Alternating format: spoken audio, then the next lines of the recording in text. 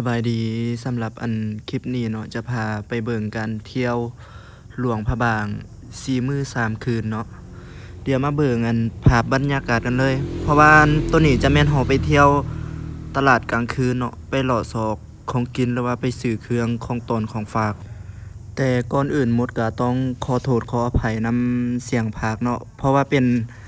การพากย์เสียงเทื่อทำอิฐแดอาจจะมีเสียงรบกวนเพราะว่าเราบ่ได้ใส่ไมค์สิก่อนอื่นก็สิขอแนะนำซองเนาะอันนี้เป็นซอง Story 2000เป็นซองที่เราสร้างมาเพื่อเบิ่งไลฟ์สไตล์ของเราเนาะเดี๋ยวเราจะมาเบิ่งภาพบรรยากาศการโละในตลาดกลางคืน เพราะว่าเราไปโละซื่อๆเนาะบ่มีเงินซื้อว่าซั่น เดี๋ยวเรามาเบิ่งว่าภาพบรรยากาศในตลาดกลางคืนจะเป็นแนวใดเพราะว่าช่วงนี้นักท่องเที่ยวออนไลน์หน่อยนึงเนาะส่วนหลายจะเป็นนักท่องเที่ยวจีนเข้ามาเป็นไก่เป็นกลุ่มหลายๆสินะนักท่องเที่ยวต่างประเทศเป็นฝรั่งเป็นอันนั้นเข้ามาหลายอยู่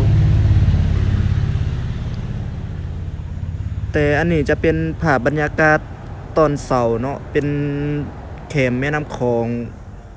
ฝั่งหันน่าจะเป็นฝั่งเมืองจอมเพชรที่บ่ถ้าจื่อบ่ผิดหั่นน่ะภาพบรรยากาศตอนเช้าอยู่ในหลวงพระบางจะสงบหลายเนาะเพราะว่าบ้านเมืองหรือว่าเรือนเขาจัดสรรเป็นอย่างดี แล้วก็งามอีกในโทรศัพท์หรือว่าในวิดีโอตัวนี้เราจะถ่ายมันอาจจะบ่งามเนาะตัวจริงอาจจะงามเพราะว่าเราใส่โทรศัพท์ iPhone 6 ถ่ายแต่ว่าถ้าอยากลองมาสัมผัสตัวจริงรับรองว่างามแน่นอนบ้านเมืองหรือว่าผู้คนหลากหลายสิเฮามาอาจจะบ่มีคนถ่ายคลิปให้เฮาเนาะเพราะว่าเฮาถ่ายเองอิหยังก็ถ่ายเองทุกอย่างสิมันเลยลำบากแน่อันนี้อาจจะเป็นทางขึ้นตลาดตอนเช้าหรือว่าตลาดมืดก็ได้เนาะเพราะว่าตลาดมืดกับตลาดตอนเช้ามันจะไกลๆกันสิอันนี้จะเป็นทางคืนแน่แวะถ่ายรูปอีกทางนี้อาจจะดำเนาะมุมกล้องบ่ถึกมีแต่เฮากับหมู่สวยกันถ่ายรูปให้เพราะว่าคนนึงถ่ายคนนึงก็จับโทรศัพท์คนนึงก็ย่างสินะเพราะว่าบ่ฮู้อีเว้าอีหยังสิบ่ฮู้อีถ่ายหยังได้บ่เคยเฮ็ดคอนเทนต์เพราะว่าอันนี้อาจจะเป็นคอนเทนต์ข้างทำอิฐเฮาแน่แบบถ่ายภาพรวมๆภาพเฮาถ่ายอาจจะสั่นหรือว่าบ่คักปานใดก็อดทนเบิ่งเอาเนาะเพราะว่าเขินกล้องแดบ่เคยเข้ากล้องสิบ่ฮู้ว่าสิเฮ็ดแนวใด เดี๋ยวเราจะมาเบิ่งบรรยากาศต่อไปอีกอันนี้น่าจะเป็นทางไปพระราชวังบ่หรือว่าเดี๋ยวนี้เขาเอิ้นหอพิพิธภัณฑ์ใหม่แต่ว่าชื่อเก่าน่าจะเป็นพระราชวังหรือว่าบ่อนอาศัยของพระมหากษัตริย์หรือว่าเจ้าชีวิตเนาะ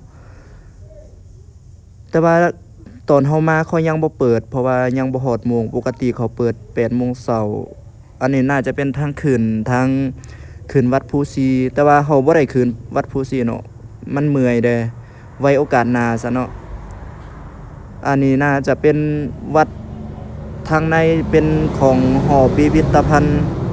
แต่ว่าตัวจริงงามแฮงเนาะกล้องอาจจะเก็บความงามบ่ได้บรรยากาศอีหยังผู้คนสีหลากหลายความงามอันนี้เป็นพระราชวัง